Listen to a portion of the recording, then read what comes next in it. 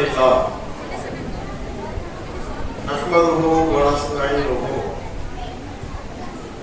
من يهده الله فلا مضل له ومن يضلل فلا هادي له واشهد ان لا اله الا الله وحده لا شريك له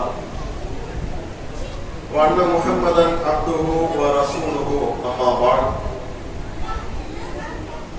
يا ايها الناس اتقوا ربكم الذي خلقكم من نفس واحده وخلق منها زوجها وبث منهما رجالا كثيرا ونساء واتقوا الله الذي تساءلون به والارحام ان الله كان عليكم رقيبا. இறைவனின் நல்லடியார்களே, சகோதர சகோதரிகளே, தாய்மார்களே, தமிழ்நாடு தௌஹீத் ஜமாத் கோவை மாநகர் மாவட்டம் வசந்தம் நகர் கிளை நடத்தக்கூடிய தர்பியா எனும் நல்லொழுக்க பயிற்சி வகுப்பிலே தொழுகை சம்பந்தப்பட்டு அவருடைய பேணுதல் குறித்த மார்க்க தகவல்களை தங்களுக்கு வழங்குமாறு பணிக்கப்பட்டிருக்கிறேன். இந்த நிகழ்ச்சியிலே ஒன்று கூடியிருக்கின்ற அனைத்து ஆண்கள் மற்றும் பெண்கள் மீதும் வல்ல இறைவனுடைய அன்பும் அருளும் நிலவட்டுமாக நம் அனைவருடைய நோக்கத்தையும் வல்ல இறைவன் நம்முடைய வாழ்விலே பிரதிபலிக்க செய்ய வேண்டும் என்கின்ற பிரார்த்தனையோடு என்னுடைய இந்த உரையை ஆரம்பம் செய்கின்றேன். கண்ணியத்திற்குரிய சகோதர சகோதரிகளே, தொழுகை என்கின்ற இந்த தலைப்பு இஸ்லாமிய சமுதாயத்திற்கு அதிக அளவிலே பரிச்சயமான ஒரு தலைப்பு. தொழுகை சம்பந்தப்பட்டு பள்ளிக்கே வராத முஸ்லிமாக இருந்தாலும் கூட ஒரு வழியிலே அவனுடைய எச்சரிக்கையை தெரிந்து வைத்திருக்கிறார். தொழுகவில்லை என்றால் அல்லாஹ் நரகத்திலே போட்டு விடுவான், தொழுதால் சொர்க்கம் கிடைக்கும் என்கின்ற அடிப்படையான ஒரு அறிவு அனைத்து முஸ்லிம்களிடத்திலேயுமே இருக்கிறது. ஆனா இப்ப பள்ளிக்கு வந்திருக்கின்ற நமக்கு அந்த சப்ஜெக்ட் தேவையான்னு கேட்டா அது நமக்கு தேவையில்லை. ஏன்னா அனைவருமே தொழுகை சம்பந்தப்பட்ட பல்வேறு அறிவுரைகளை பல்வேறு சபைகளில், ஜும்மாவுடைய மேடைகளில், பெண்கள் பயான்களில், வலைதளங்களில் அவ்வப்போது நிறைய தகவல்களை நாம் அறிந்து கொண்டுதான் வருகிறோம். இருந்தாலும் தலைப்பினுடைய ஒரு சில முக்கியத்துவங்களை நாம் சொல்லிவிட்டு இந்த தலைப்பினுடைய நோக்கத்தை இன்ஷா அல்லாஹ் ஒரு 10 நிமிடங்களுக்கு பிறகு என்ன செய்வோம், நாம சில முக்கியமான தகவல்களை நாம சொல்லவிருக்கிறோம். அதற்கு முன்பாக இந்த தொழுகை குறித்த ஒரு சில அடிப்படையான தகவல்களை நாம் அறிந்து கொள்ள கடமைப்பட்டோம். நினைவூட்டலுக்காகத்தான் இஸ்லாமிய மார்க்கம் தொழுகை என்பதை எப்படியாக நமக்கு போதிக்கிறது, முஸ்லிம் சமுதாயத்திற்கு குறிப்பாக தொழுகையை தொழுது வருகின்ற மக்களுக்கு இஸ்லாம் என்ன மாதிரியான வலியுறுத்தல்களை நமக்கு சொல்லித் தருகிறது என்பதை நாம் அவசியம் அறிய கடமைப்பட்டிருக்கிறோம். ஏனென்றால் இஸ்லாம் நிறைய கடமைகளை நமக்கு சொல்லுகிறது. அந்த 5 கடமைகளில் 4 கடமைகள் அமல்கள் சார்ந்த கடமைகள். முதல் கடமை என்பது வார்த்தை வழியிலான கடமை. இஸ்லாத்திற்கு வருவதாக இருந்தால், நம்மை நாம் முஸ்லிம் என்று அங்கீகரிப்பதாக இருந்தால், லா இலாஹ இல்லல்லாஹ் முஹம்மது ரசூலுல்லாஹ் என்பதை சாட்சி கூற வேண்டும். இது பெரிய வேலை இல்லை. ஆனால் அதை சொல்வதை மார்க்கம் என்ன செய்கிறது, ஒரு முஸ்லிமுக்கு கடமையாக்குகிறது. மீதமுள்ள 4 அமல்கள் சார்ந்ததாக மார்க்கம் என்ன செய்கிறது, கடமையாக்குகிறது. அந்த 4 என்ன? ஹஜ் என்கின்ற வணக்க வழிபாடு, நோன்பு என்கின்ற வணக்க வழிபாடு, ஜகாத் என்கின்ற வணக்க வழிபாடு, தொழுகை என்கின்ற வணக்க வழிபாடு. இந்த தொழுகை, நோன்பு, ஜகாத், ஹஜ் என்கின்ற இந்த இந்த 4 விதமான அமல்கள் சார்ந்த இபாதத்துகள் சார்ந்த ஒரு முஸ்லிமுக்கான கடமை இருக்கிறது இல்லையா? இதிலே 3 கடமைகள் எல்லா முஸ்லிம்களுக்கும் எல்லா நேரத்திலும் தேவைப்படக்கூடிய கடமைகள் கிடையாது. இப்ப நோன்பை எடுத்துக்கோமே. நோன்பை பொறுத்தவரையில் அல்லாஹ் ரமலானிலே அதை கடமையாக்கி இருக்கிறார். அந்த நோன்புக்கு நாம எப்ப தயாரானா போதும்? ரமலானுடைய மாதத்தில் தயாரானால் போதுமானது. அடுத்த வாரம் ரமலான் வருகிறது என்றால் அதற்கு ஒரு மாதத்துக்கு முன்னதாகவோ அல்லது ஒரு மாதத்திற்கு முன்னதாகவோ நோன்பினுடைய சட்டங்களை எல்லாம் தெரிந்து கொண்டு அல்லது ரமலானிலும் கூட நோன்பினுடைய சட்டங்களை தெரிந்து கொண்டு அதற்கு நாம் என்ன செய்து கொள்ளலாம்? தயாராகி கொள்ளலாம். அதே நேரத்தில் அந்த நோன்பு எல்லா முஸ்லிம்களுக்கும் கடமையாக்கப்பட்டதா என்று கேட்டால் அதிலையும் அல்லாஹ் சலுகை கொடுத்திருக்கிறார். அதே போல ஹஜ்ஜை எடுத்துக்கொள்ளுமே. ஹஜ் என்பதும் எல்லா முஸ்லிம்களுக்கும் கடமையா? முஸ்லிம்களுக்கு கடமை. ஆனா அதற்கான அளவுகோல் என்ன? மனிஸ்ததா மின்கும் சபீலா, யார் இறைவனுடைய வழியிலே பயணம் செய்து ஹஜ் என்கின்ற அந்த கடமை நிறைவேற்றுவதற்கு சக்தி பெற்றிருக்கிறாரோ அவருக்கு தான் ஹஜ் கடமை. வசதி வாய்ப்பு வேணும், போக்குவரத்து செலவு வேணும், உடல் ஆரோக்கியம் வேண்டும். இது மாதிரியான தகுதிகள் இருக்கும் பட்சத்தில் அப்பொழுது ஒரு முஸ்லிமுக்கு என்ன? ஹஜ் கடமை. ஹஜ் உம்ரா வழிகாட்டி நிகழ்ச்சியில் வைக்கிறோம் நீங்களே, யார் அந்த நிகழ்ச்சியில கலந்துக்குவா? ஹஜ்ஜுக்கு போறவங்க போய் கலந்துக்குவா. நமக்கு எதுக்குங்க? போகும்போது பாத்துக்கலாம். போறவங்க என்ன சொல்லுவோம்?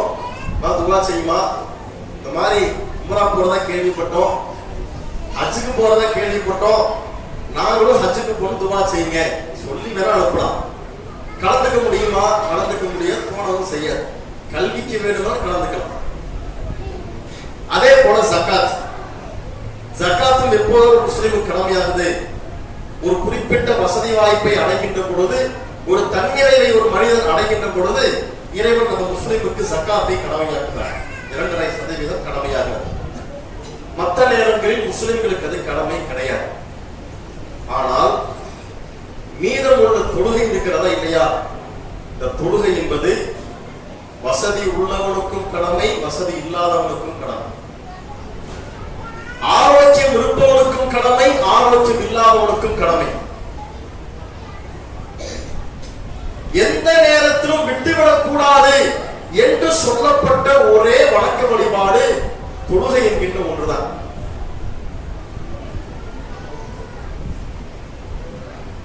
இன்னும் சொல்ல போனால் தொழுகை சம்பந்தப்பட்ட செய்திகளை அறிந்து கொள்வது எவ்வளவு அவசியம் தெரியுமா?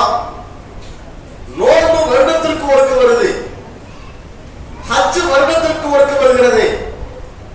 ஜகாத் என்பது அவரவருடைய வருமானத்தை பொறுத்து மாதத்திற்கு ஒரு முறையோ, 3 மாதத்திற்கு ஒரு முறையோ, 6 மாதத்திற்கு ஒரு முறையோ, வருடத்திற்கு ஒரு முறையோ ஜகாத்தை நிறைவேற்றி விடலாம். ஆனால் தொழுகை என்கின்ற ஒரே ஒரு இபாதத்து மட்டும்தான் ஒரு நாளைக்கு ஒரு முஸ்லிமால் 5 முறை அடிக்கடி திரும்ப திரும்ப ஈடுபாடு உள்ள ஒரு வணக்க வழிபாடாக இஸ்லாம் தொழுகை மட்டும்தான் ஆக்கி இருக்கிறார்.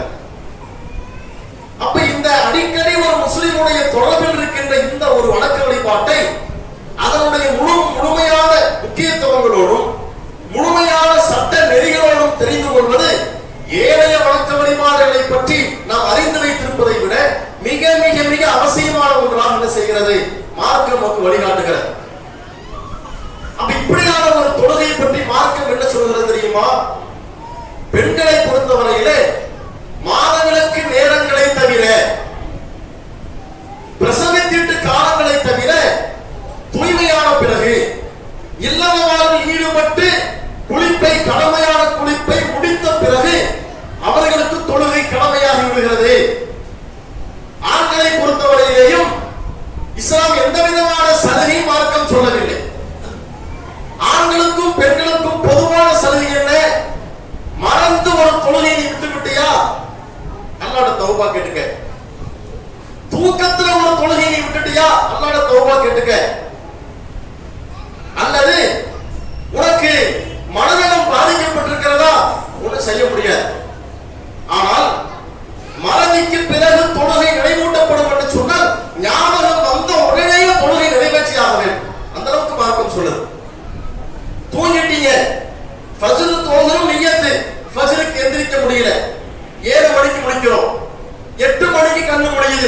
அது ஃபஜ்ருடைய நேரம் கிடையாது. இருந்தாலும் எப்பொழுது முடித்து விட்டீர்களோ உடனடியாக உங்கள் அந்த நாளினுடைய முதல் வேலையாக தொழுகை நிறைவேற்றியாக வேண்டும். இஸ்லாத்தை பொறுத்தவரையில் இறைவன் தொழுகை விடுவதற்கு எங்கேயுமே நமக்கு என்ன செய்யல, சலுகை கொடுக்கவே கிடையாது. எந்த அளவுக்கு போர்க்களங்கள் இருக்கிறதா இல்லையா, வாழ்வா சாவா என்பதை பேசப்படக்கூடிய ஒரு களம் அது.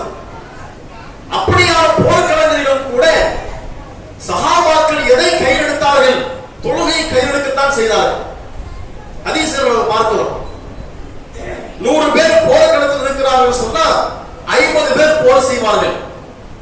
மீறி 50 பேர் என்ன செய்வார்கள், பின்னால தொழுது இருப்பாங்க. தொழுது முடித்தவர்கள் மீண்டும் போர்க்களத்துக்கு சென்று விடுவார்கள். போர் செய்து கொண்டிருந்தவர்கள் பக்து வந்ததுமே தொழுகைக்கு வந்துடுவார்கள். பாதி பேர் போர் செய்வார்கள், பாதி பேர் தொழுவார்கள். தொழுதவர்கள் போய் போர் செய்வார்கள், போர் செய்தவர்கள் தொழுது கொண்டிருப்பார்கள். தொழுகும் போது ஒரு அச்சம் இருக்குமா இல்லையா, ஒரு ரக்காத் ஆகிட்டான். போர்க்களங்கள்ல தொழுகை என்பது ஒரு ரக்காத்து போதும். ஆனா ஒரு ரக்காத்து நீ கரெக்டா தொழுதுக்க, வளவரம்னா தொழுக வேண்டாம். நீ தொழுகிற இடம் என்ன மாதிரி வாழ்வா சாவா என்கின்ற ஒரு விஷயத்தை தீர்மானிக்கிற இடம் இருந்தாலும் அங்க நீ தொழுதான். இஸ்லாம் இந்த அளவுக்கு ஒரு தொழுகையை பற்றி சொல்லும் பொழுது அந்த தொழுகையை நாம் பலகீனத்தை காட்டலாமா? பெண்களுக்கு என்ன மாதிரியான மரணை என்று சொன்னால், இது தொழுகைங்கிறது ஆண்களுக்கு தான் கடமை அப்படிங்கிற மாதிரி ஒரு மரணை இங்க பெண்களுக்கு இருக்கிறது. குறை சொல்ற நினைக்கக்கூடாது, சொல்றோம். ஆண்களுக்கும் பெண்களுக்கும் இஸ்லாம் தொழுகை எப்படி வேறுபடுத்துகிறது தெரியுமா? ஆண்களாக இருந்தால் பள்ளிக்கு வந்து தொழுக வேண்டும் என்பது ஆண்களுக்கான போதனை. பெண்களுக்கு என்ன சட்டம், நீங்க பள்ளிக்கெல்லாம் வர வேண்டாமா, வீட்டில் நீங்க இருந்தபடியே நீங்க தொழுது முடிச்சிருங்க என்று இஸ்லாம் சலுகையோடு தொழுகை கடமையாகத்தான் செய்கிறதே ஒழிய பெண்களுக்கு அவ்வளவு சலுகை எல்லாம் கிடையாது. தொழுகை விடுவதற்கெல்லாம் சலுகை இல்லை. ஒரு குறிப்பிட்ட காலகட்டங்களை தவிர, மாதங்களுக்கு இது மாதிரியான காலகட்டங்களை தவிர பெண்களும் வீடுகளில் தொழுதாகும். பள்ளிவாசலுக்கு வந்து தொழுவது எப்படி ஒரு ஆணுக்கு கடமையோ, வீடுகளில் தொழுவது பெண்களுக்கு கடமை. ஆனால் எத்தனை வீடுகள் தொழுகையால் அலங்கரிக்கப்படுகிறது? பெண்களால் தொழுகையின் மூலம் எத்தனை வீடுகள் அலங்கரிக்கப்படுகிறது யோசித்து பாருங்க. வேற வழி இல்லாம மகரிப் தொழுதாச்சு, இப்படித்தான் பல பேர் இருக்கும். அந்த நிகழ்ச்சிக்கு வந்தா என்ன செய்ய, தொழுக வேண்டிய சூழ்நிலை தொழுதாச்சு. இப்படியாகத்தான் இங்க பலருடைய வாழ்க்கை ஓடுகிறது. ஆண்களாக இருந்தால் வியாபாரம், தொழில், வருமானம் பத்தல என்று சொல்லிக்கொண்டு ஃபஜ்ருக்கு கொரட்டை விட்டு போகக்கூடிய ஒரு சூழ்நிலை இன்னைக்கு ஆண்கள் இடத்துல. ஃபஜ்ருக்குமா வியாபாரம், ஃபஜ்ருலையுமா தொழுகையில் இருக்கிறோம், வேலையில் இருக்கிறோம், ஃபஜ்ருலையுமா உழைப்பில் இருக்கிறோம். ஏங்க தொழுகைக்கு வர்றதில்லை ஃபஜ்ருக்கு? இல்ல வாய் தொழில் வந்து தூங்க லேட் ஆகுது. எத்தனை மணிக்கு வரோம் போறோம் அவங்களுக்கு தெரியும். ஃபஜ்ரு தொழுகை விடுவதற்கு என்ன காரணமாக இருக்கிறது? 12 மணிக்கு வீட்டுக்கு வந்தா சாப்பிட்டு முடிக்கிறதுக்கு 1 மணி, அடுத்து மொபைல் போனுக்கு ஒரு 1 மணி நேரம், டிவிக்கு ஒரு 1 மணி நேரம் ஒதுக்கிட்டு தூங்கினா எப்படி ஃபஜ்ருக்கு வர முடியும்? அல்லாட்ட நாளை வறுமையில இறைவா இந்த மொபைல் போன் தான் என்ன வழி எடுத்துருச்சு, இந்த டிவி தான் என்ன வழி எடுத்துருச்சு, அதனாலதான் தூக்கத்துல நான் ஆழ்ந்து போயிட்டேன், தொழுகைக்கு வர முடியலன்னு சொல்லும் பொழுது அல்லா செல்போனையும் தூக்கி நான் டிவியை தூக்கி நரகத்துல போட போறான். நாங்கள் விழிப்புணர்வு அடைச்சிருக்கிறோமா? நம்ம இல்லையே. சக்கர், சக்கர் என்கின்ற நரகத்திலே உங்களை சேர்த்தது எது என்று கேட்கின்ற பொழுது அந்த நரகவாசிகள் சொல்வார்கள், வீணான விஷயங்களில் வீணானவர்களோடு நாங்கள் மூழ்கி கிடந்தோம், நாங்கள் தொழுகவில்லை, நாங்கள் தர்மம் செய்யவில்லை, ஏழைகளுக்கு உணவளிக்கவில்லை, இது மாதிரியான காரியங்களை செய்து கொண்டிருந்த காரணத்தால் எங்களால் தொழுக முடியவில்லை, அதனால் நரகத்தில் இருக்கிறோம் என்று சொல்லி என்ன செய்வார்கள்? நரகவாசிகள் பதில் சொல்வார்கள், தொழாத முஸ்லிம்கள் பதில் சொல்வார்கள்.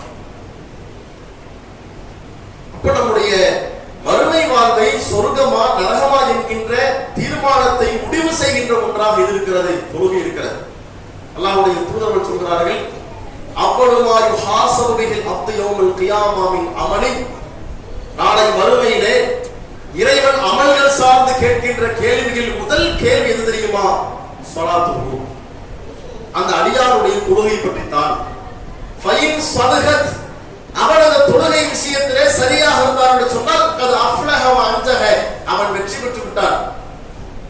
வயின் ஃபஸதத், ஒருவேளை அந்த தொழுகை விஷயத்திலே ஒரு முஸ்லிமான அடியான் பலவீனமாக இருந்தால், அந்த கடமை நிறைவேற்றாமல் இருந்தால் வகத் ஹாத வ ஹஸர, அவன் நஷ்டமடைந்து விட்டான், தோல்வி அடைந்து விட்டான், நரகத்தை சந்திக்க உள்ளான் என்று நபி அவர்கள் நாளை மறுமையினுடைய முதல் விசாரணையாக, அமல்கள் சார்ந்த விசாரணையில் முதல் கேள்வியாக தொழுகை இருப்பதெல்லாம் சொல்கிறார். இப்ப எச்சரிக்கையாக நிறைய செய்திகள் இருக்கிறது. இது இல்லாமல் தொழுகையினுடைய நன்மைகள் குறித்து நிறைய இருக்கிறது. அது தொழுகையினுடைய முக்கியத்துவத்தை பற்றி பேசுறது நிறைய பேசலாம். தொழுகையினுடைய முக்கியத்துவத்தை பற்றியும் அதனுடைய சிறப்புகளை பற்றி பேசுவதாக இருந்தால் அதுக்கே நேரம் பத்தாது. இப்ப சமீபமாக கடந்து போனது மேலாஜுடைய நாள் என்று சொல்லி மக்கள் நம்பக்கூடிய ஒரு நாளாக நோன்பு வைத்து நாளை கடத்தினார்கள். மிஅராஜ் என்கின்ற அந்த புனிதமான அந்த பயண இரவிலே அல்லாஹ்விடத்திலே உரையாடி இறை தூதரவர்கள் ஐவேளை தொழுகை கடமையாக்கி வராங்களா இல்லையா? அந்த ஐவேளை தொழுகைக்கு முன்னால் எத்தனை வேளை தொழுகை கடமையாக்கப்பட்டிருந்தது சொல்லுங்க? 50 வேளை. யார் குறைச்சு கேட்க சொன்னாங்க? மூசா நபி போய் கேட்கிறாங்க ரசூலுல்லாஹ். 10 வேளை எல்லாம் குறைக்கிறான், 50 40 ஆகுது. மறுபடியும் மூசா நபி சொல்றாங்க, இவங்க செய்ய மாட்டானுங்க, 50 வேளை இவங்க செய்ய மாட்டாங்க, 40 வாங்கிட்டு வரான், 40 இவங்க செய்ய மாட்டாங்க, மறுபடியும் குறைச்சு கேளுங்க. மறுபடியும் ரசூலுல்லாஹ் போறா, மீண்டும் குறைக்கப்படுகிறது, 30 ஆக்கப்படுகிறது. மூசா நபி கேட்கிறாங்க, இப்ப எவ்வளவு தூதரை கடமையாக்கப்பட்டிருக்கிறது? 30. மறுபடியும் குறைச்சு கேளுங்க. இப்ப எவ்வளவு? 20. மறுபடியும் குறைச்சு கேளுங்க. இப்ப எவ்வளவு? 10 வேளை தொழுக மாட்டான், குறைச்சு கேளுங்க. இப்ப எவ்வளவு? 5 வேளை தொழுக கடமை. இப்போ மூசா நபி என்ன சொல்றாங்க? செய்ய மாட்டார்கள், மறுபடியும் குறைச்சு கேளுங்க. இப்ப ரசூலுல்லாஹ் சொல்றாங்க, நான் வெட்கப்படுறேன். இல்ல, நான் வெட்கப்படுறேன். அல்லாஹ் முடிவு செய்து விட்டான், 5ஐ விட குறைப்பது இல்லை என்று இறைவன் முடிவு செய்து விட்டார்.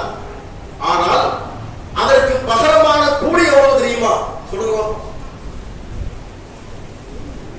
தொழுகை 5 வேளையாக்கப்படுகிறது, ஆனால் கூலி எவ்வளவு தெரியுமா? ஆங்கில பதில் சொல்லுங்க. 50 வேளைக்கான கூலி எல்லாம் கொடுக்கிறான். கடமையாக்கப்பட்ட தொழுகை ஆரம்பத்தில் 50 வேளை, ஆனால் முடிவு செய்யப்பட்டது 5 வேளை தொழுகை. ஆனா கூலி அல்ல எப்ப முடிவு செஞ்சுட்டான்? 50 வேளை என்று மனித சமுதாயத்துக்கு ஆக்கும் பொழுதே அல்லாஹ் கூலியில் மாற்றத்தை கொண்டு வரவில்லை, பக்தில தான் மாற்றத்தை கொண்டு வர. அல்லாஹ் கூலியை முடிவு செய்யப்பட்டுருச்சு. அப்படி என்றால் நாம் ஒரு நாளைக்கு தொழுகின்ற 5 வேளை தொழுகை என்பது 50 வேளை தொழுகைக்கு சமமான கூலி. அது ரசூலுல்லாஹ் சொல்றாங்களா இல்லையா? யார் ஒரு அமலை செய்கிறாரோ அவருக்கு 1 முதல் 10 மடங்கு வரை நன்மைகள் விதியாக்கப்படுகின்றன. அல்லாஹ் நாடினால் அதை இன்னும் பன்மடங்காக பெருக்கி தருவார். அப்படி என்றால் ஒரு வேளை தொழுகைக்கு 10 மடங்கு நன்மை, 5 வேளை தொழுகைக்கு 50 மடங்கு நன்மை. சரியா போச்சு. 10 5 வேளை தான், நன்மை 50 வேளை. அப்ப மூசா நபி நம் மீது சந்தேகப்பட்டது உண்மையாகுதா இல்லையா? நம்ம மேல என்ன கம்ப்ளைண்ட் பண்ணாங்க மூசா நபி? இவங்க சரிப்பட்டு வரமாட்டார்கள், 5 வேளைக்கெல்லாம் சரிப்பட்டு வரமாட்டாங்க என்று மீண்டும் இறைவனிடத்தில் உரையாட சொல்ல செல்லும் பொழுது ரசூலுல்லாஹ் வைக்கப்படுறாங்களா இல்லையா? இப்படியாக நம்ம நிறைய சொல்ல முடியும். அதுவே நமக்கு நேரத்தை முடிச்சிடும். இப்ப நம்ம சப்ஜெக்ட்ல வருவோம். இப்ப நமக்கு எல்லாம் தொழுகையினுடைய சட்டங்கள் தெரியும், தொழுகையினுடைய முக்கியத்துவம் தெரியும், தொழுகையினுடைய சிறப்புகள் தெரியும், தொழுதால் எவ்வளவு நன்மை தெரியும். தொழுகை விட்டால் காஃபிருக்கு சமம் என்று, முஸ்லிமுக்கு சமம் என்று மார்க்கம் சொல்லுகிறது. தொழுதால ஒரு முஸ்லிம் என்று மார்க்கம் சொல்லுகிறது. இந்த தொழுகையில யாருக்கும் விதிவிலக்கு கிடையாது என்றெல்லாம் மார்க்கம் என்ன செய்கிறது? இவ்வளவு தகவல்களை சொல்லுகிறது என்பதை நாம் அனைவருமே அறிந்து வைத்திருக்கிறோம். நம்மளாம் தொழுகைக்கு பள்ளிக்கு வந்துட்டு போயிட்டு இருக்கிற மக்கள். இப்ப நம்ம கூடுதலாக தெரிந்து கொள்ள வேண்டிய செய்தி சிலது இருக்கு. தொழுகிறவங்க தான். தொழாதவர்களை தொழ வைக்க வேண்டும் என்கின்ற முயற்சியால் அல்லாஹ்வுடைய அருளால் நம்ம செஞ்சிருக்கிறோம். அதை நம்ம கண்கூடாக பார்க்கிறோம். மகரிபுடைய வக்திலே பள்ளி நிரம்பி வழிகிறது. அப்ப யாரும் தொழுகாமலா இல்லை. அவ்வப்போது கிடைக்கிற இடங்கள்ல தொழுது கொண்டு இயன்ற வரைக்கும் வீட்டுக்கு வருகின்ற பொழுது, வேலைக்கு போகின்ற பொழுது பள்ளி பக்கமா வந்து தொழுதுட்டு போக பிடிக்க, கடையில தொழுக போகத்தான் செய்யும். பெரும்பாலும் தொழுதணும். ஆனால் முறைப்படி தொழுகிறோமா? நம்முடைய தொழுகை குறையில்லாத தொழுகையாக இருக்கிறதா? நம்முடைய தொழுகையை பாழாக்கக்கூடிய சில விஷயங்களாக மார்க்கம் சொல்லுகிறதே, அதையெல்லாம் கவனித்து நாம் தொழுகிறோமா? அல்லது நாம் இவ்வளவு மெனக்கெட்டு நேரத்தை ஒதுக்கி தொழில் நேரத்திலும் கூட ஒரு நேரத்தை ஒதுக்கி தொழுகக்கூடிய தொழுகை உண்மையாகவே அல்லாஹ்வால் ஏற்றுக்கொள்ளத்தான் படுகிறதா என்கின்ற கேள்வியை நாம் அனைவருமே எழுப்ப கடமைப்பட்டிருக்கிறோம். ஏன் தெரியுமா? நம்ம நிறையவே நினைத்துக் கொள்வது என்ன, நான் 5 வேளை தொழுகிறேன், கரெக்டா தான் தொழுகிறேன் நினைக்கிறோம். 5 வேளை தொழுவது மாத்திரம் சரியில்லை. தொழுக வேண்டும், எப்படி தொழுக வேண்டும் என்று நபி அவர்கள் சொல்லிக் கொடுத்தார்களோ அந்த முறைப்படி தொழுதால் அதுக்கான கூலி கிடைக்கும் என்று மார்க்கம் சொல்கிறது. அதில் நாம் செய்யக்கூடிய சில முக்கியமான பிழைகள் என்னவென்று சொன்னால் நிறைய நம்ம சொல்லலாம். ஒரு ஜமாத்துடைய தொழுகைக்கு பள்ளிக்கு வந்தாச்சு. பள்ளிக்கு வந்தால் இந்த சஃபினுடைய ஒழுங்குமுறை இருக்கா இல்லையா? இந்த சஃபினுடைய ஒழுங்குமுறைகள்ல நம்ம சமுதாயம் மிக மிக பலவீனமாக இருக்கிறது. குறிப்பாக ஆண்கள், பெண்கள் ஜும்மாவுடைய நேரங்களில் பள்ளிக்கு வரக்கூடிய காரணம் இருக்கின்ற காரணத்தால் நீங்களும் இந்த செய்தி தெரிஞ்சு வச்சுக்கணும். பத்துக்கு வர வேண்டிய ஒரு சூழ்நிலை உங்களுக்கு இல்லை. ஆனாலும் கூட நிறைய ஒரு சில பள்ளிவாசல்கள்ல மத்துக்கும் பள்ளிவாசலுக்கு வராங்க, பெண்கள் வராங்க. அதுக்கான ஒரு செட்டப் இருக்கும்போது பள்ளிக்கு வரத்தான் செய்யறாங்க. கவுண்டமாலயம் போனீங்கன்னா அங்க என்ன செய்வாங்க, ஒவ்வொரு வருஷத்துக்குமே பள்ளிக்கு பெண்கள் வராங்க, பஸ்ஸுக்கு கூட வராங்க. நம்ம கலைஞர்கள பார்த்தோம். கலைஞர்கள் உள்ள பள்ளிவாசல்கள்ல பெண்களுக்கு என்று தனியாக இடம் ஒதுக்கப்படுகிறது. ஆண்கள் எப்படி பள்ளிக்கு வந்துட்டு போறாங்களோ தொழுகைக்கு, இது போல 5 வேளை தொழுகைக்கும் இயன்ற பெண்கள் வந்து தொழுதுட்டு போறதான் செய்யறாங்க. நம்ம தொழுது போறாங்க. அப்ப பெண்களுக்கும் அதுக்கான வாய்ப்பை அனுமதி மார்க்கம் கொடுக்குது. அதனால சஃப் சம்பந்தப்பட்ட விஷயத்தை ஆண்களும் தெரிந்து கொள்ள வேண்டும், பெண்களும் தெரிந்து கொள்ள வேண்டும். அல்லாஹ்வுடைய தூதர் அவர்கள் இந்த சஃபினுடைய முக்கியத்துவமாக சொல்லக்கூடிய செய்திகள் நிறைய இருந்தாலும் நம்ம ஒரு சில செய்திகளை மாத்திரம் நம்ம பதிவு செய்யறோம். அதுல ரசூலுல்லாஹ் சொல்றாங்க, சவ்வு சுஃபுஃபக்கும் ஃபஇன்ன தஸ்தவிய ஸஃப மின் தமாமி ஸலாத். ரசூலுல்லாஹ் தொழுகையை ஆரம்பிப்பதற்கு முன்பாக என்ன செய்வாங்களா, திரும்பி நின்று மக்களை பார்த்து ஒரு செய்தி சொல்வார்கள். என்ன செய்தி சொல்வார்கள்? தோழர்களே, உங்கள் வரிசைகளை நீங்கள் சரி செய்து கொள்ளுங்கள். ஏனென்றால் வரிசை சரி செய்யப்பட்டால்தான் தொழுகை பரிபூர்ணமாகும் என்று சொல்வார்கள். வரிசை சரியாக இருந்தால்தான் தொழுகை பரிபூர்ணமாகும். உங்களுடைய வரிசை சரியில்லை என்றால், ஜமாத்துடைய தொழுகையில் சஃபினுடைய ஒழுங்கு சரியில்லை என்று சொன்னால் தொழுகை பரிபூர்ணம் அடையாது. யாருக்கு பரிபூர்ணம் அடையாது? இமாமுக்கா? எல்லாருக்கும் தானே, எல்லாருக்கும் சொல்ல போதனை தானே. அப்ப ஒரு நபர் தவறு செய்தாலும் கூட எல்லோருமே பாதிக்கப்படுறோமே. ஒரு சஃப் சரியில்லைன்னு சொன்னா அது எல்லாருமே கடமை இருக்கு. ஒரு சஃப்ல இருக்கிற அத்தனை பேருக்குமே சஃபினுடைய ஒழுங்கை கடைபிடிக்க வேண்டிய முக்கியத்துவம் அவர்கள் தெரிந்து வைத்திருக்க வேண்டும். சஃபினுடைய ஒழுங்கு தெரியாமல் நாம் சஃப்ல நிற்போம் என்று சொன்னால் இங்க மார்க்கம் என்ன சொல்கிறது? தொழுகை முழுமைப்படுத்தப்படாது, பரிபூர்ணமடையாத தொழுகை என்று அல்லாஹ்வுடைய தூதர் சொல்கிறார்கள். அப்போ ஒரு சஃப் எப்படி இருக்க வேண்டுமா அதை நபி அவர்கள் சொல்கிறார்கள். அலா தஸ்ஃபூன கமா தஸ்ஃபுல் மலாயிகத்து இன்த ரப்பிஹா. சஃப் என்று சொன்னால் அல்லாஹ்விடத்திலே விருப்பத்திற்குரிய முறையான ஒரு வரிசை எதுவென்று சொன்னால் மாணவர்களுடைய வரிசை தான் சரியான வரிசை. அதுபோல நீங்கள் உங்களுடைய வரிசைகளை அமைத்துக் கொள்கிறாங்க ரசூலுல்லாஹ். இப்ப சஹாபாக்கள் கேள்வி கேட்கிறாங்க, யா ரசூலுல்லாஹ் கைஃப தஸ்ஃபுல் மலாயிகா இன்தல்லாஹ். அல்லாஹ்விடத்திலே மாணவர்களுடைய வரிசை முறை என்றால் எப்படி இருக்கும் அப்படின்னு கேட்கிறாங்க. அப்ப ரசூலுல்லாஹ் பதில் சொல்றாங்க, யுத்திம்மூன ஸுஃபூஃப் அல் அவுலா. அவர்கள் முதல் வரிசையை முதலிலே பூர்த்தி செய்து விட்டுத்தான் இரண்டாவது வரிசையை ஆரம்பிப்பார்கள். வார்த்தைகளை கவனிக்கணும். ரசூலுல்லாஹ் மாணவர்களுடைய சஃப் எப்படி இருக்குமா, அவர்கள் முதல் வரிசையை பூர்த்தி செய்த பிறகு அடுத்த சஃப்பை ஆரம்பிப்பார்கள்.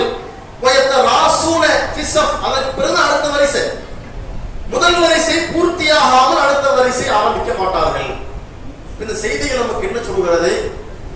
ஜமாத்துடைய தொழுகையிலே ஒரு இமாமுக்கு மட்டும் பொறுப்பு கிடையாது.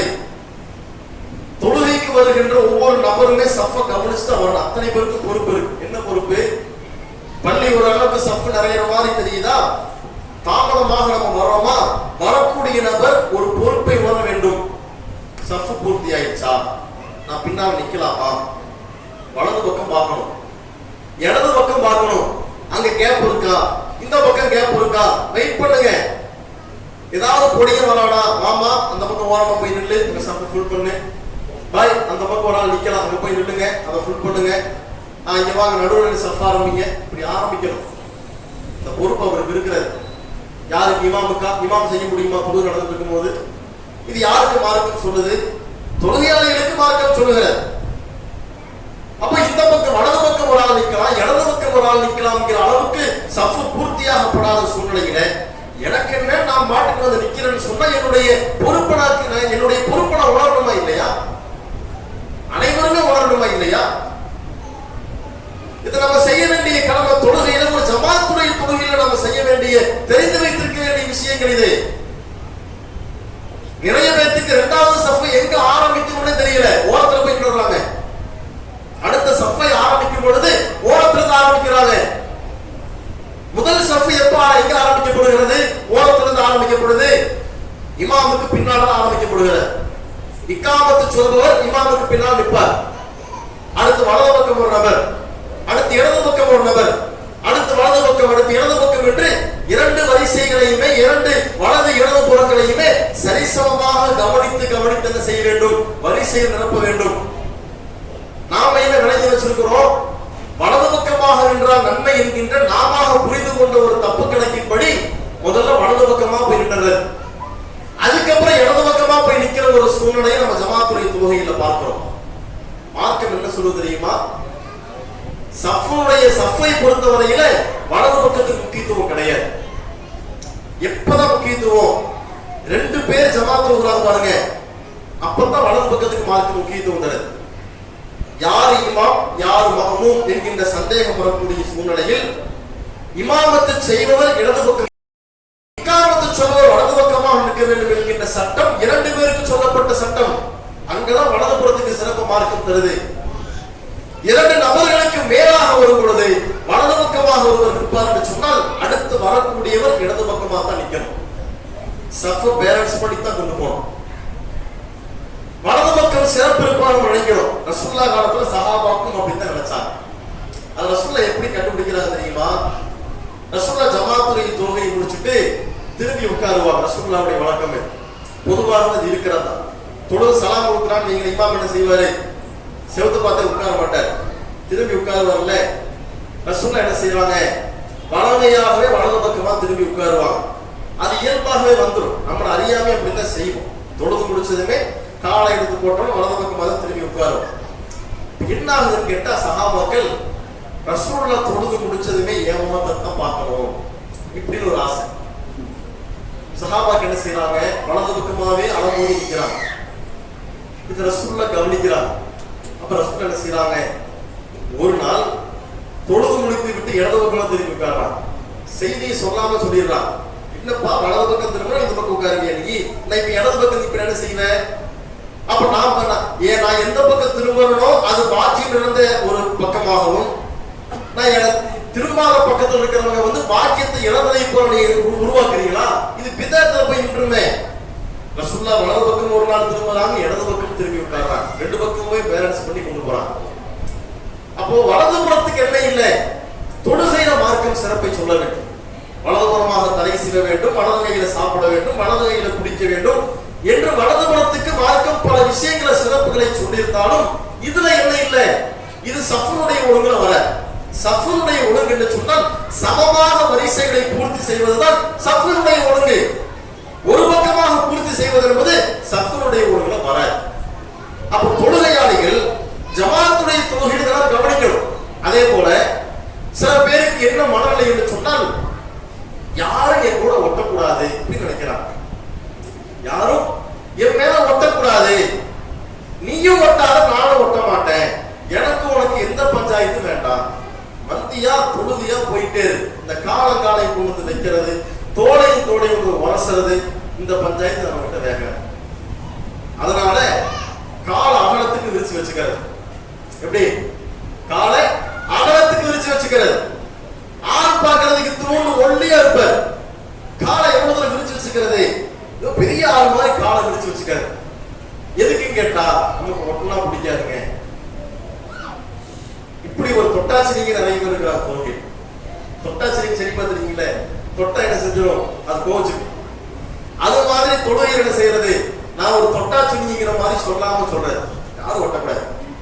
நேரங்களில் சண்டை இல்லாம பசங்க என்ன செய்வாங்க தெரியுமா, இமாம் சொல்லியிருப்பார், தொழுகையில காலு ஒட்டணும்டா, கேப் இல்லாம நிக்கணும்டா சொல்லியிருப்பார்.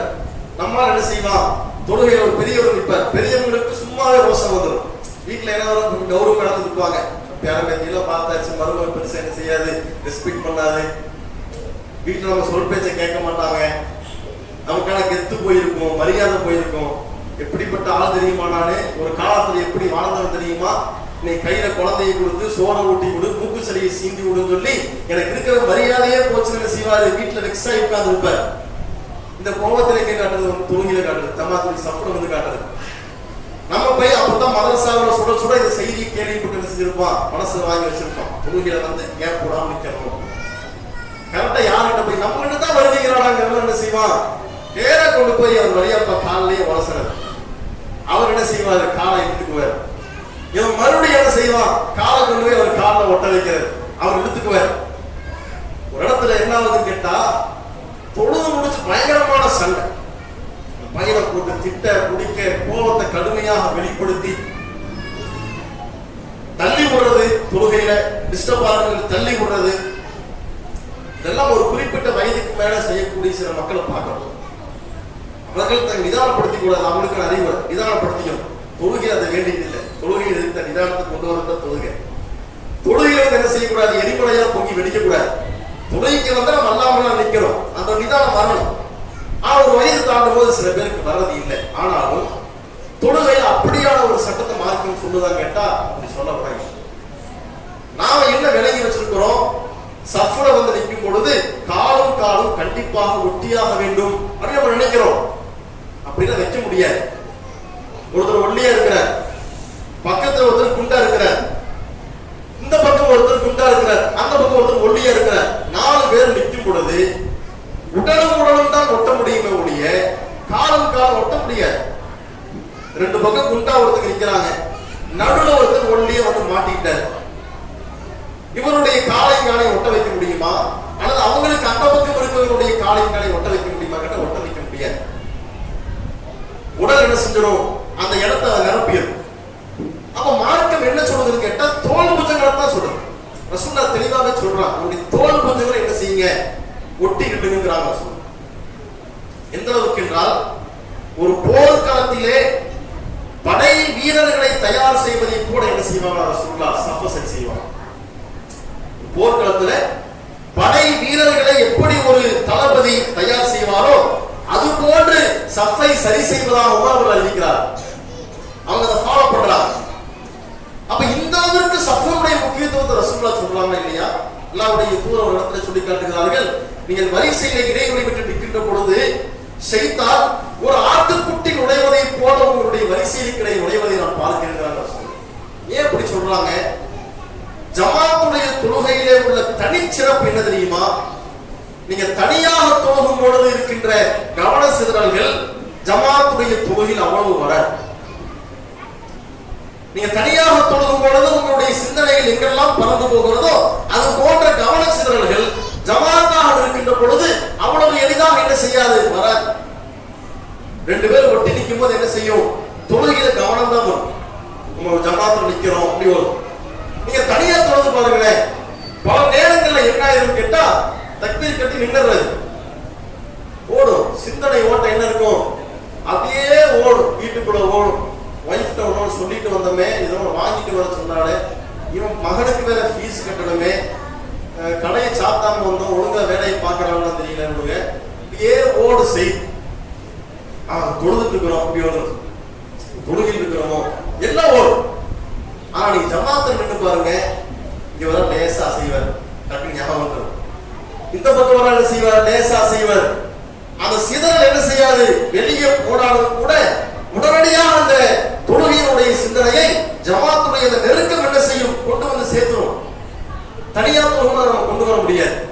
ஆனால் ஜமாத் என்று வந்துவிட்டு, ஜமாத்துடைய தொழுகைக்கு வந்துவிட்டு நான் தனியாகத்தான் தொழுவேன் என்று சொல்லி யாரிடத்திலையும் சேராமல் தனியாக ஜமாத்துடைய தொழுகை இருப்பதற்கு பெயர் ஜமாத்துடைய தொழுகையே கிடையாது. இந்த லாக்டவுன் காலத்தில் ஒரு கொடுமை பண்ணாங்க நம்முடைய சமுதாயம். கொரோனா காலகட்டத்தில் கொரோனா பரவுது, தனித்தனியா தொழுதுன்னு சொல்லி ஜமாத்துடைய தொழுகையை தனித்தனியா தொழுதான். என்ன ஒரு கொடுமையான ஒரு காலகட்டம் அது, ரொம்ப வருத்தமான விஷயம். அந்த வருத்தமான காலத்தை நாம் கடந்து வந்திருக்கிறோம். தொழுகிறது ஜமாத் தொழுகை, ஆனா எல்லாருக்கும் மத்திய இடைவெளி. இதுக்கு நீ தனியாவே தொழுது போயிடலாம். அப்பா மார்க்கம் அப்படி போல நமக்கு என்ன செய்யணும், நிர்பந்தத்தை எல்லாம் கொடுக்கலையே, தனித்தனியாவே தொழுதுக்கலாமே. ஜமாத்துடைய தொழுகைக்கு வாருங்கள் என்று அழைத்து விட்டு அனைவருக்கும் இடையில 3 அடி 4 அடி இடைவெளிகளோடு என்ன செஞ்சாங்க, பல இடங்கள்ல தொழுகை நடத்தியதை பார்க்கிறோம். மார்க்க அறிவில்லாத இமாம்களை கொண்ட, முட்டாள் இமாம்களை கொண்ட பல ஜமாத்து பார்த்தோமா இல்லையா? அப்ப தொழுகை ஜமாத்துடைய தொழுகை என்று வந்துவிட்டால் நாம இதையெல்லாம் என்ன செய்யக்கூடாது, நச்சரிப்பு ஒட்டக்கூடாது, இதெல்லாம் பார்க்கவே கூடாது.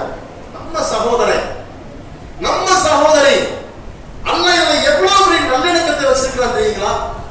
நீங்க ஆரம்பத்துல பேசாம இருக்கிறீங்க, ஒரு சகோதரத்துல உங்களுக்கு பகைமை, கோபம், ஏதோ ஒரு சண்டை, மனஸ்தாபம், ஒழு செஞ்சுட்டு பக்கத்துல வந்து நின்றாங்க. நின்ன பின்ன தெரியுது இவங்க கூட சண்டை போட்டுக்கிறோம் எடுத்து தோணும். சண்டையை காட்டிக்கிறீங்க நீங்க தொழுகையில. அல்ல என்ன ஒரு சிந்தனை கொடுப்பா தெரியுமா? சரி வேற என்ன செய்ய, ஊரக்காளி கொண்டா போக முடியும், கோவிச்சுக்கணும்னா எல்லாரும் மனையும் கோவிச்சுக்கணும், வழி இல்லை. நம்ம சகோதரியை போயிட்டாங்க, போனா போயிட்டு போட்டு மறந்து போயிடுவோம், கடந்து போயிடுவோம் என்று அந்த மனஸ்தாபங்களை களையக்கூடிய ஒரு இடமாக சஃப்புடைய ஜமாத்துடைய தொழுகை அதை ஏற்படுத்தி வச்சிருக்கானா இல்லையா? நிற வேற்றுமையை கடந்து, மொழி வேற்றுமையை கடந்து, ஜாதி வேற்றுமையை கடந்து, ஊர் வேற்றுமையை கடந்து, நாடு வேற்றுமையை கடந்து, அனைத்து மொழி பேசக்கூடிய மக்களும், அனைத்து தரப்பு நிறங்களை கொண்ட மக்களும், அனைத்து பகுதிகளை சார்ந்த மக்களும், நீ எந்த மதத்திலிருந்து வந்தேங்கிற எந்த விதமான கேள்விகளுக்கு இடமளிக்காமல் தோளோடு தோல் சேர்ந்து சகோதரத்துவத்தை முழங்குகின்ற ஒரே ஒரு வணக்க வழிபாடு தொழுகை என்கின்ற வணக்க வழிபாடு.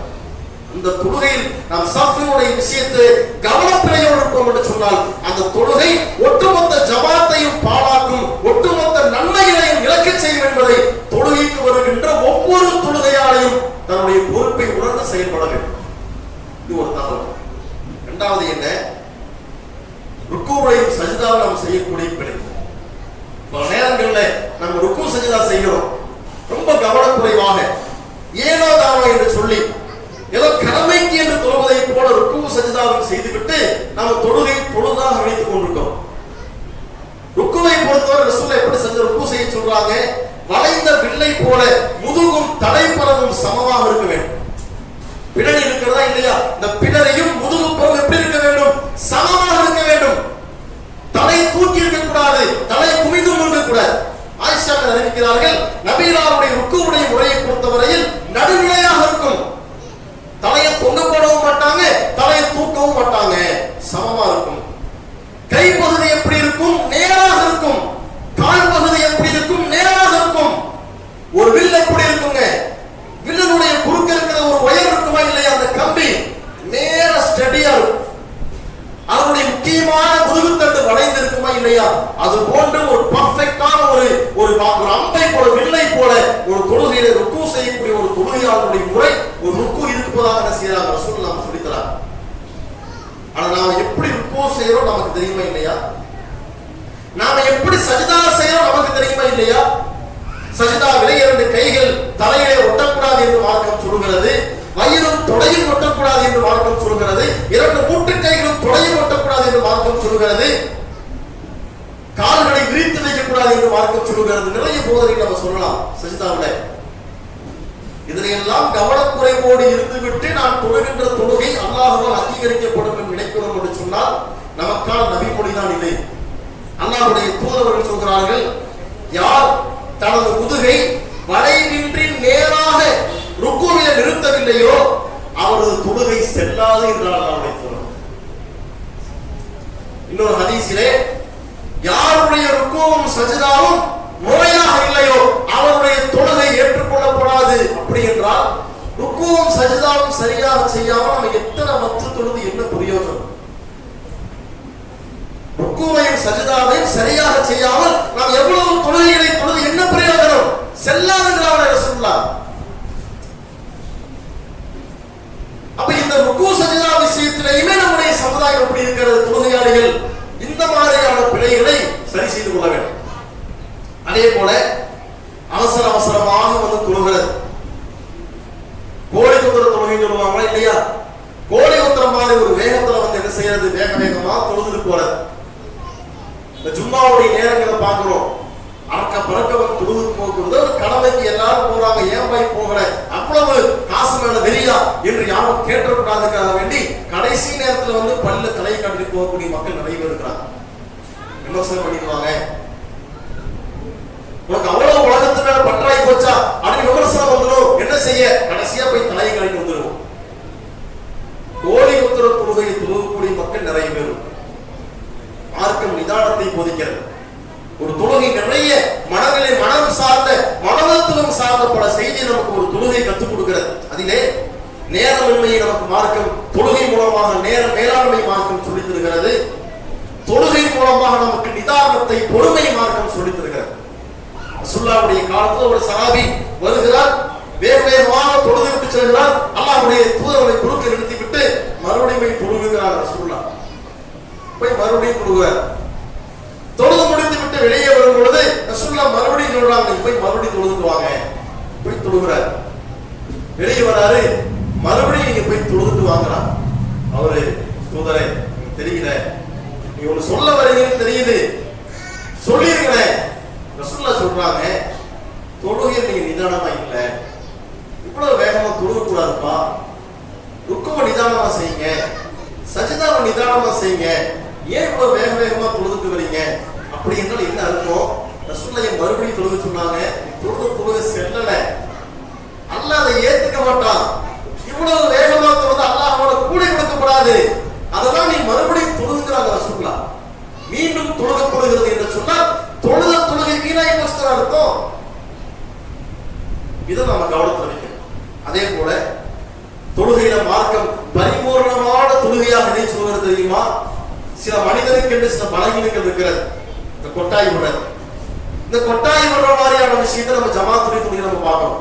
அது ஃபஜ்ருடைய நேரத்துல வந்து மக்கள் வரக்கூடிய சில பேர் செய்யக்கூடிய சேட்டை இருக்கிறதா இல்லையா? தன்னை மறந்து ஹா என்று பெரிய அளவுல வாயை புலந்து கொட்டாயை விட்டு தொழுகையில அக்கம் பக்கத்தில் இருக்கிற ஆளுகளுக்கெல்லாம் மன உளைச்சல் ஏற்படுத்தக்கூடிய பல நேரம் நடக்கத்தான் செய்கிறது. வாய் பல்லு விளக்கிட்டு வந்தாரான்னு தெரியாது. பக்கத்தில் இருக்கும் போது என்ன தோணும்? பல்லு விளக்கி இருப்பாரான்னு தெரியல, நம்ம கட்டி நிக்கிறது, நம்ம கிட்ட வந்திருக்கோம் கொட்டாய் விடும்போது.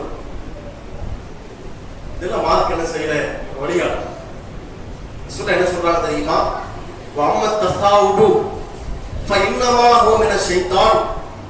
கொட்டாவி இருக்கிறதா இல்லையா, அது ஷைத்தான் வந்து வரக்கூடியதா. அவர் இயன்ற வரைக்கும் அந்த கொட்டாவியை கட்டுப்படுத்திக் கொள்ளட்டும். அந்த கொட்டாவி தொழுகையில் இருக்கும் பொழுது வரும் என்று சொன்னால் அவர் பற்களை கடித்துக் கொள்ளட்டும். கொட்டாவி வரும் பொழுது கடிச்சுக்குங்க, கொட்டாய் என்ன செய்ய விடாதீங்க. ஏனென்றால் உங்களில் ஒருவர் கொட்டாய் விடும் பொழுது ஹா என்று சத்தம் விடுவாரா இல்லையா, அப்பொழுது ஷைத்தான் ஏராளமாக சிரிக்கிறார் அப்படிங்கிறாங்க. பாத்தியா, தொழுகையில சோம்பேறித்தனத்தை காட்ட விஷயம் பாத்தியா? கொட்டாய் விட்டா பாத்தியா, சிரிக்கிறான் அவன் ஷைத்தான்.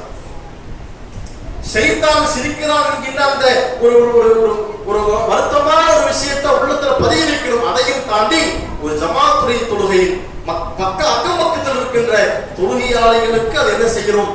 ஒரு சுழக்கத்தை ஏற்படுத்திடும். நிறைய நம்ம சொல்லலாம், நேரம் குறைவா இருக்கு. இறுதியாக ஒரு சில செய்தியை மட்டும் சொல்லிக்கிறேன், நேரத்தின் அருமை கருதி. இறுதியாக ஒரு சில செய்திகள் நம்ம நிறைய நம்ம சொல்ல வேண்டியிருக்கு, நேரம் வந்த.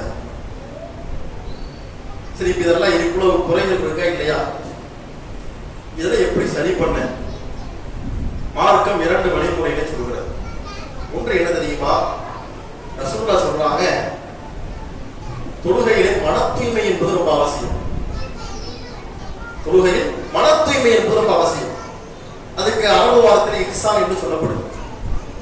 அப்புறம் சஹாபாக்கள் ரசூலுல்லாஹ் கேட்கிறாங்க, மல் இஹ்சான், இஹ்சான் என்றால் என்ன? மாணவர் கேட்கிற கேள்வி சஹாபாக்களும் கேட்கிறாங்க, மல் இஹ்சான், இஹ்சான் என்றால் என்ன? ரசூலுல்லாஹ் சொல்றாங்க, அன் தஅபுதல்லாஹ், அல்லாஹ்வை வணங்கி வழிபடுவதா. சரி, எப்படி வணங்கி வழிபாடு செய்ய வேண்டும்? கஇன்னக தராஹு ஃபஇல்லம் தகுன் தராஹு வஇன்னஹு யராக. அவன் உங்களை பார்க்காவிட்டாலும், அதாவது நீங்கள் அவனை பார்க்காவிட்டாலும் அவன் உங்களை பார்க்கிறான் என்கின்ற மனநிலையோடு ஒரு இபாதத்தை செய்வதுதான் இஹ்சான் என்று சொல்லப்படுகிறது. சொல்றான். அப்ப நம்ம நோன்பு நோற்பதாக இருந்தாலும் சரி, ஹஜ் செய்வதாக இருந்தாலும் சரி, சக்காத் கொடுப்பதாக இருந்தாலும் சரி, தான தர்மங்களை செய்தாலும் சரி, நாம் செய்கின்ற நன்மைகள் சிறியதோ பெரியதோ எதுவாக இருந்தாலும் சரி, குறிப்பாக தொழுகைக்கு வந்து விட்டால் எனக்கு முன்னால அல்லாஹ் இருக்கிறாங்கிற சிந்தனையோடு தொழும். அல்லாஹ் முன்னால இருக்கும் பொழுது கொட்டாய் வந்துருமா? அந்த சிந்தனை இருந்தால், எனக்கு முன்னால இறைவன் இருக்கிறான் என்கின்ற சிந்தனையோடு நாம் தொழுகையில் இருக்கின்ற பொழுது கொட்டாய் வருமா? ருக்குவனம் முறையில்லாம செய்வோமா? சஜிதா முறையின்றி செய்வோமா? சஃபருடைய ஒழுங்கை கடைபிடிப்பாமல் இருப்போமா? எல்லாம் பார்த்துட்டு இருக்கிறான். எனக்கு முன்னால இறைவன் இருக்கிறான், இறைவன் என்னை பார்த்துக் கொண்டிருக்கிறான், எனக்கு இறைவன் தெரியாவிட்டாலும் கூட அவனுக்கு நான் தெரிகிறேன் என்கின்ற இந்த மன தூய்மையோடு நாம் தொழுகையில் இருந்தால் இது போன்ற குறைகள் ஓரளவுக்கு சரி செய்யப்படும். இது ஒரு வழிமுறை. இறுதியான வழிமுறை என்னவென்றால், இது ரொம்ப நுணுக்கமான விஷயம். என்ன தெரியுமா? சூறாக்கள் மரணம். சூறாக்கள் மரணம் யாரிடத்தில் அதிகமாக இருக்கிறதோ அவர்கள் அவருடைய தொழுகையிலே கவனச்சிறைவு அதிகமாக ஏற்படாது. என்ன பிரச்சனை தெரியுமா? நம்ம மக்களுக்கு சூரத்து நாஸ், ஃபலக், இஹ்லாஸ தவிர வேற சூரா தெரியறது இல்லை. போதும், 3 சூரா போதும். 2 கடமைக்கு 1 போனஸ். என்ன 2 கடமை? எப்படி 2 ரக்காத்துக்கு கண்டிப்பா துணை சூரா ஓதியாகும். ஃபஜ்ருக்கு 2 ரக்காத்து சரியா போச்சு. லுஹருக்கு முதல் 2 ரக்காத்துல துணை சூரா ஓதுனா போதும், பின்னால் 2 ரக்காத்துக்கு ஃபாத்திஹா சூரா போதும். மக்ரிபுக்கு 3 ரக்காத்தா, 2 ரக்காத்துல 2 சூரா ஓதிக்கலாம். இஷாவுக்கு 2 ரக்காத்துல 2 சூரா ஓதிக்கலாம். ஒரு ரக்காத்துல சூரத்து நாஸ், 2 ரக்காத்துல சூரத்து ஃபலக். மீதி உள்ள இஹ்லாஸ் எதுக்கு? ஒரு போனஸ், ஒரு சேஃப்டிக்காக வேண்டி என்ன செய்ய, ஒரு 3வது சூறாவாக மனப்பாடம் பண்ணி இப்படித்தான் பெரும்பாலும் என்ன செய்யறோம், காலத்தை ஓட்டிட்டு இருக்கோம். யாருக்கு கவன சிறைவு வராது தெரியுமா? தொழுகையில் இருக்கின்ற பொழுது இமாம் சூரா ஓதுறார், இவர் என்ன சூரா ஓதுறார் என்று எனக்கு தெரியும் என்று சொன்னால் நான் ஒரு ஓதுறதை கவனிக்கணும். அவர் ஓதக்கூடிய சூரா எனக்கு தெரியும் என்றால் அவர் சரியாகத்தான் ஓதுகிறாரா அல்லது நான் சரியாகத்தான் மரணம் செய்து வைத்திருக்கிறேனா என்கின்ற அந்த சிந்தனை ஓட்டம் ஓதக்கூடிய தொழுகையினுடைய கராத்தையும் அவருடைய ஓதுதலையும் கவனத்தில் கொண்டு வருவடைய சூரா தெரியாத பட்சத்துல என்னத்தையோ ஓதுறாரு, கேட்டுட்டு போவோம் நிப்பாங்க, கடைசியில என்னாகும்? சிந்தனை வெளியே ஓடிடும். ஏத்துக்கிறீங்களா இல்லையாங்க? ஏத்துக்கிறீங்களா இல்லையா? அப்ப என்ன பிரச்சனை? இங்க நம்மகிட்ட பிரச்சனை. தொழுகையில எங்க முக்கியமாக கவன சிதைவு ஏற்படுகிறது? இமாம் என்ன ஓதுகிறார் என்பதே தெரியாமல் போகும் பொழுது நாம நம்ம வேலையை பார்ப்போம் நிக்கிறாரு பாருங்க, இங்கதான் பிரச்சனை. பல நேரங்களில் கிராத்த கவனிக்கிறது இல்லை. இமாம் ஓதுகிறார், அவ்வளவு மெனக்கெட்டு சிரமப்பட்டு என்ன செய்கிறார்? அழகான முறையில தஜ்வீது முறைப்படி கிராத்தை ஓதுகிறார். அந்த கிராத்தை ரசிக்கலாமா இல்லையா? தொழுகையில அந்த ரசனை கூட நம்ம கிட்ட இல்லையே. சூறாக்கள் எந்த அளவுக்கு நாம் தெரிந்து வைத்திருக்கிறோமோ அதை பொறுத்துத்தான் தொழுகையில் என்ற கவன சிதைவு ஏற்படாது. ஒண்ணு நான் கரெக்டா மனப்பாடம் பண்ணியிருக்கலாம், அவர் ஓதும் போது சரி பண்ணிக்கலாம். அல்காரியாங்கிற ஒரு சூறா மனப்பாடம் பண்ணியிருக்கிறேன், நான் ஓதுற மாதிரி தான் அவர் ஓதுறாரா?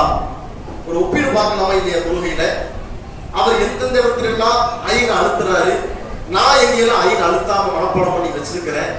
அவர் என்ன இந்த இடத்துல வேற மாதிரி ஓதுறாரு, உடனே தொழுகையை முடிச்சு குரான் எடுத்து பார்க்கலாமே, சரி பண்ணலாமே. இந்த ஒப்பீடு எப்பொழுதுதான் வரும்? இமாம் ஓதக்கூடிய சூறாக்களை நாம் தெரிந்து வைத்திருந்தால் தான் வரும். அதுக்காக ஒரு ஹாஃபில கொண்டு வந்து போட்டு அவர் மனப்பாடம் பண்ண அளவுக்கு என்னையும் நீங்க மனப்பாடம் பண்ண சொல்லாமான்னு கேட்கக்கூடாது. ஒரு அளவுக்கேனும் தெரிஞ்சு வச்சிருக்கணும், ஒரு அளவுக்கேனும் தெரிந்து வைத்திருக்க வேண்டும். குர்ஆனுடைய இறுதி அத்தியாயம் அம்மை என்கின்ற அந்த ஜுசுவிலே நிறைய சின்ன சின்ன சூறாக்கள் வருகிறதா இல்லையா? நம்முடைய வாழ்நாளில் இத்தனை நாட்களில் ஒரு ஜுசுவிலே ஒரு 20 சூறாவை கூட தெரியாமல் இருக்கலாமா? பெரும்பான்மையான பள்ளிவாசல்களில் அந்த அம்மா என்கின்ற ஜுசுவினுடைய இறுதி பக்கங்களிலே வரக்கூடிய சூறாக்கள் தான் ஓதப்படுகிறது. ஃபஜ்ருடைய தொழுகையில் மட்டும்தான் இடையிடை பக்கங்களிலிருந்து பெரிய பெரிய சூறாக்களை ஓதுவார்கள். அப்பொழுதும் கூட அந்த மயானமான அமைதியான அந்த நேரத்திலே இமாமுடைய கிராத்தை கேட்கின்ற விஷயத்திலாவது கவனத்தோடு இருந்தால் நம்முடைய கவனம் சிதறுமா? 4 மணி நேரம் 10 நிமிஷம் நம்ம மக்கள் கணக்கு பண்றது. இப்ப இமாம் ஃபர்ஸ்ட் ரக்காத் முடிச்சிருப்பாரு, இப்ப நம்ம டாய்லெட் கதவை திறந்தா கரெக்டா இருக்கும். ரெடி ஆயிட்டு வெளியே வர்ற இப்ப இமாம் 2வது ரக்காத் ஆரம்பிச்சிருப்பாரு, இப்ப நம்ம சட்டையை போடுவோம். வண்டி எடுக்க இப்ப அத்தையாத்துல உட்கார்ந்து இருப்பாங்க, இப்ப ஜாயின் ஆயிக்கலாம்.